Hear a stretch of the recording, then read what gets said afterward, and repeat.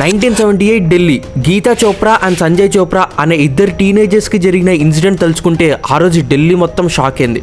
అసలు ఏం జరిగిందంటే, గీతా అండ్ సంజయ్ ఒక రీజన్ మీద రేడియో స్టేషన్ వెళ్లేందుకు వాళ్ళ స్కూల్ బయట నిల్చొని వెయిట్ చేస్తున్నారు.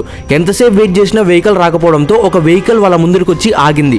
ఆ వెహికల్లోనే రంగా అండ్ బిల్లా అని ఇద్దరు నీచమైన వ్యక్తులైతే ఉన్నారనమాట. వాళ్ళిద్దరూ ఈ పిల్లల్ని మోసం చేసి కార్లు అయితే ఎక్కించుకున్నారు, అది కూడా ట్రిప్ ఇస్తామని చెప్పేసి.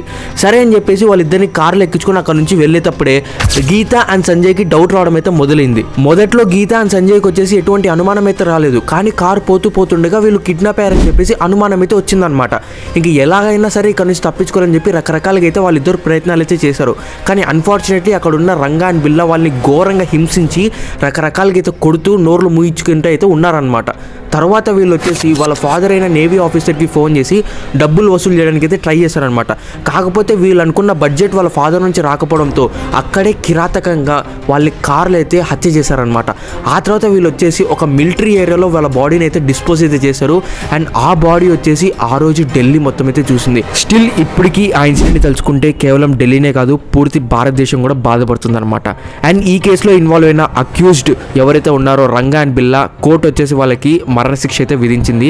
ఇది గైస్ ఈ కేసు విషయం. ఈ కేసు ఎలా అనిపించిందో మీరు కామెంట్ చేయండి. అండ్ మన ఛానల్లో ఇలాంటి కంటెంట్స్ చాలా అయితే ఉంటే సబ్స్క్రైబ్ అయితే చేసుకోండి.